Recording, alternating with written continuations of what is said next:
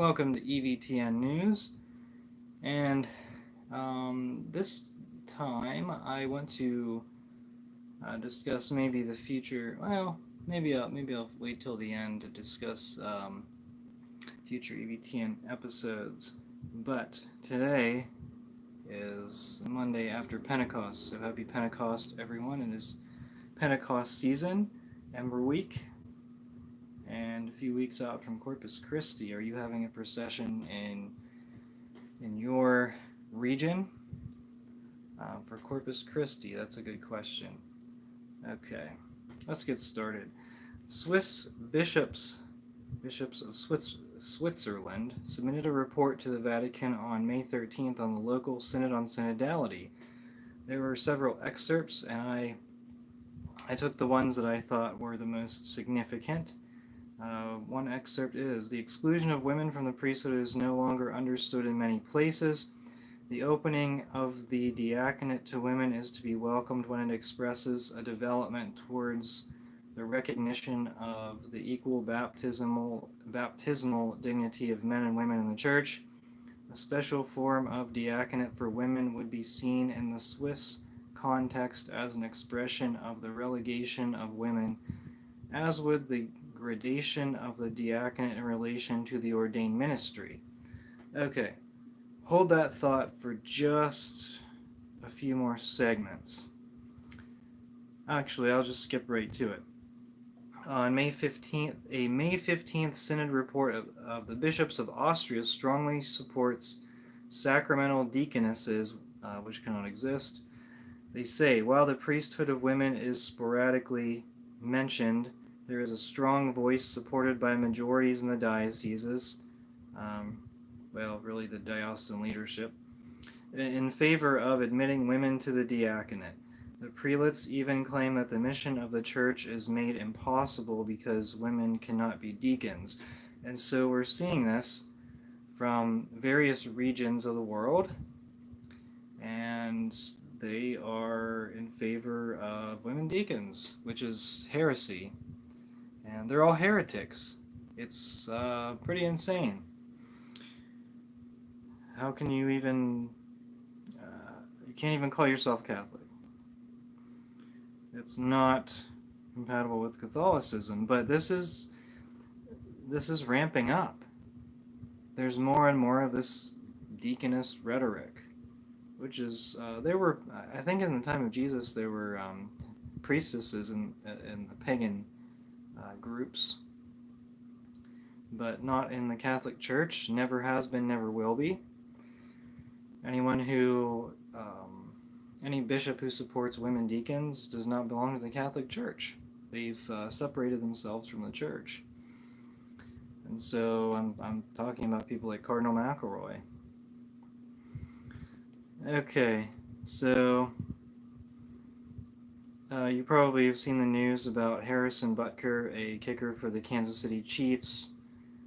Probably one of the best in the league in the NFL if you're a fan of football, American football.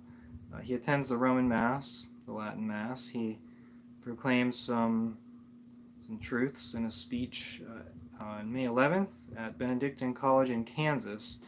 He encouraged women to stay in the home rather than pursue careers. He also criticized the slaughter of the unborn, LMNOP Propaganda Month, and Joe Biden, who made a blasphemous sign of the cross during a pro-baby slaughter rally. So, he has taken a lot of criticism for it. There has been actually an unbelievable amount of backlash, and that is what, like, you can see that plain as day. And so it's very difficult to proclaim truths in this modern society. And you can see why, because anyone who has sort of a higher profile like him, they're going to receive backlash sometimes for speaking things that are true, even if it's inconvenient or uncomfortable for people to hear. So that's that. A little bit more on that later. Okay, so Kissy Fernandez has issued new norms to assess and determine the authenticity of alleged visions. The new document explicitly rejects the possibility of ruling on whether an alleged vision is of supernatural origin, reducing the highest form of approval to a nihil obstat, or free from error. I believe that's what's called the imprimatur, maybe? Free from error, meaning that an alleged vision is left without a decision on being supernatural in origin or not. I think it also takes permission away from the bishop.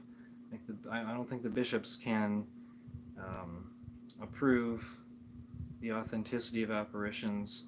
And the Vatican, so what this means is that the Vatican is only going to say it's free from error. It's not going to say that it's authentic. And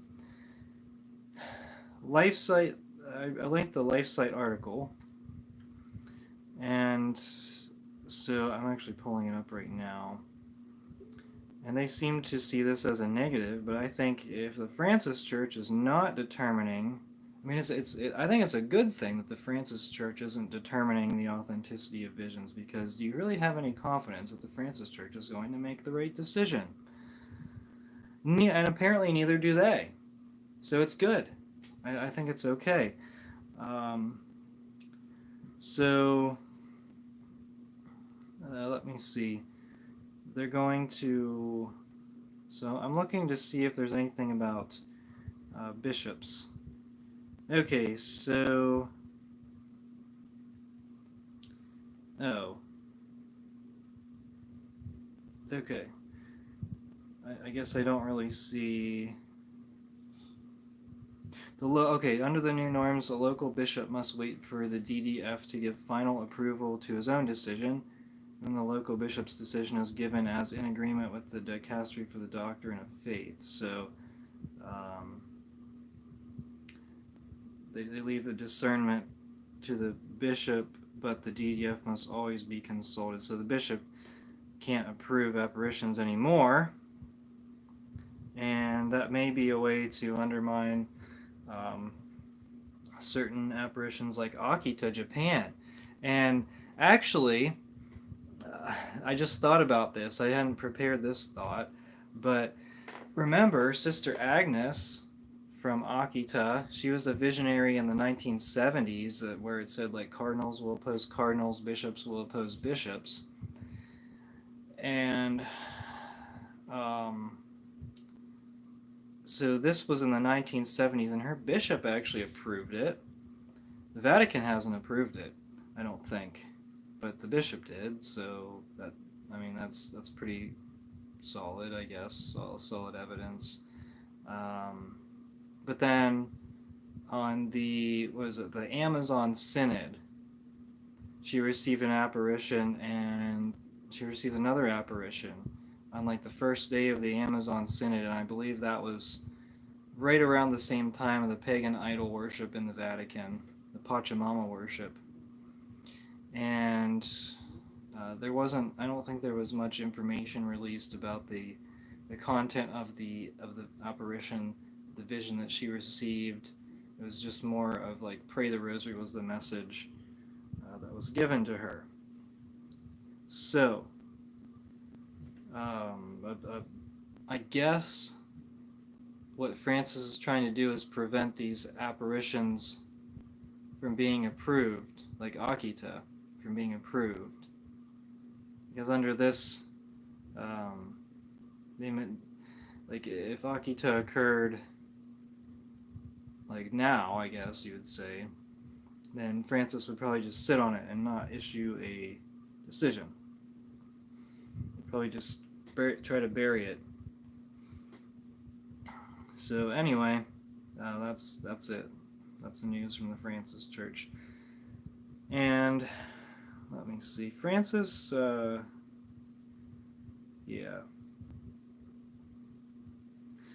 was supposed to be a big deal, and a lot of this stuff is just like, no one really pays attention anymore.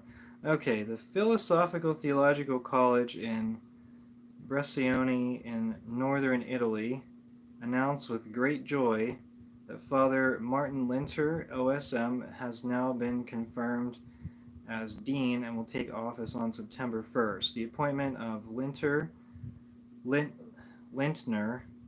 who teaches moral and spiritual theology at the seminary, faced opposition from the Vatican's Dicastery of Culture and Education in mid-2023, so a little less than a year ago, over his published works on Catholic sexual morality, particularly his endorsement of LMNOP blessings. Lintner is quoted as saying, "A LMNOP relationship does not lose its dignity due to the lack of fertility." Well, since the Vatican has changed, since the Vatican has issued new doctrine, everyone has infinite dignity, and so an LMNOP relationship would not lose its dignity, right? And in terms of LMNOP blessings, he had originally supported them, and now the Vatican supports it, and so he's okay. So now this is going to be a new seminary dean. So anyone who goes to that seminary, shame on you. You should quit on the spot. Really, there's no excuse anymore. Don't go to a Novus Ordo seminary. With people like this is disgusting. I mean, can you go to a Novus Ordo seminary and expect to learn the Catholic faith?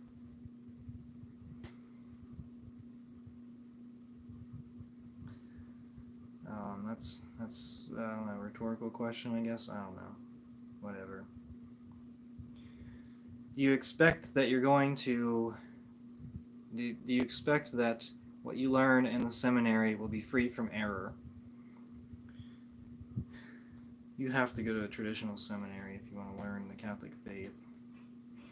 Okay, a liberal community of aging bus nuns affiliated with the college, Benedictine College, that Harrison Butker spoke at last weekend, condemned his remarks as being divisive and representative of a narrow definition of what it means to be Catholic. These bus nuns are largely, they appear to be largely in their 70s, and there's question. I don't know. Who knows whether they're affiliated or not? But I wouldn't. I think Benedictine College in Kansas is supposed to be a conservative college, but the bus nuns, the bus nuns are not what you would consider conservative. So I don't really know. I don't know. But they criticized him, and the modernists on Twitter were kind of celebrating that. It's like, they're bus nuns. Their community isn't going to exist in 10 years. Okay. Francis has appointed Cardinal Tagle as his special envoy to the National Eucharistic Congress in the United States, which will be celebrated in Indianapolis on July 17th to 21st. The announcement was made Saturday by the Vatican. So just a few months out, and Francis is doing his best to infiltrate it with what he can. His network is incredibly small.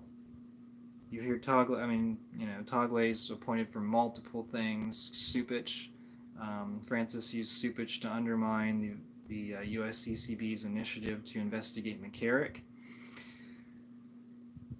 Wonder why? Tagle will celebrate the closing Mass of the 10th National Eucharistic Congress, which is largely going to be made up of corporate diocesan employees. I guess that's not really corporate, but it's sort of what you would consider like, okay, like really the people that are showing up are diocesan employees that their diocese has paid for them to go. I don't think there's really going to be a lot of actual people showing up, like just random lay people showing up. People are going to have, people might show up if it's paid for, but I won't be going. They're going to celebrate a Novus Ordo, so yeah. Okay. Oh, this is a disgusting story. Brother Christian Mattson, yeah, you know where this is going. A diocesan hermit in Kentucky recently came out as gender misidentified. That word redacted. Okay. She I think it's a she, was speaking out with the permission of her bishop, John Stowe of the Diocese of Lexington in Kentucky. Raised in the Presbyterian Church, Matson converted to Catholicism in 2010. 4 years, she noted, after transitioning in college. So I don't know if they were actually. I don't know if she. I think it's a she. Now it shows. It shows this LMNOP person with facial hair. So I don't know. I think it's a she. But the article uses he pronouns, so I would imagine that it is a she. But it has facial hair, so I don't know what to say. But there's also not sure if it had surgery. Anyway, the quote was the quote from this thing was, "I live in a hermitage at the top of a wooded hill, which I share with my German Shepherd rescue Odie, and with the Blessed Sacrament." Yes, the Blessed Sacrament, which was installed in my oratory shortly before Christmas. So this is like sacrilege on so many levels, but what how like can I tell you how shocked I am that this is Stowe that's behind it? I'm not shocked at all. This is that Stowe is behind this disgusting thing, and letting this gender misidentified person um, just be affiliated with the diocese in some way. It's ridiculous. But Stowe is all about that. Stowe is all about the LMNOP disorder. And, I'm really surprised that Stowe hasn't been promoted to Archbishop of Cincinnati. I think it's coming, but it's not here yet. So, anyway, two things at the end. So, I guess the title of this video, I think I said something like Francis fatigue. And Francis gave an interview on 60 Minutes. And at this point, I think for the future, I'm going to start tuning out Francis news. I don't speak a lot about what Francis says, but I'm going to speak even less about it because I think most people ignore Francis. I mean, they're ignoring Francis at this point. It's just everyone's sick of him. They're sick of, he gave a 60 Minutes interview. He shouldn't speak in public ever again. He shouldn't. It's just, it's an occasion for scandal.